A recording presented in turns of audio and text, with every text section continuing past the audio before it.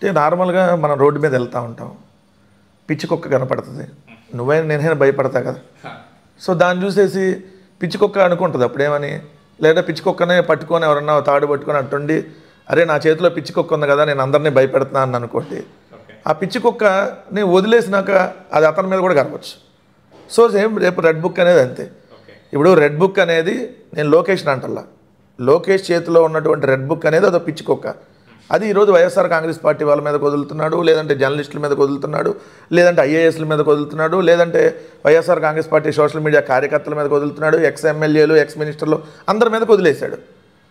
రేపొద్దున అతను కరిసిద్ది అనేటటువంటి విషయం అతను మర్చిపోతున్నాడు. ఎవరైనా పిచ్చి కుక్క దానికి తెలియదు కదా ఎవరేంటో, వదిలితే ఎవరి మీద పడితే వాళ్ళ మీద వెళ్తుంది. ఇవాళ ఈ రూమ్లోకి వదిలితే ఈ రూమ్లో ఎవరు ఉంటే వాళ్ళని కలిసి రేపు ఇటు వదిలితే అటు కలిసిద్ది. సో దాన్ని చూసి భయపడుతున్నారని ఆయన అనుకున్నాడు అనుకో, అంతకంటే మూర్ఖత్వం ఏమి ఉండదు. లోకేషే చెప్పాడు ఆయన మూర్ఖుడు అని.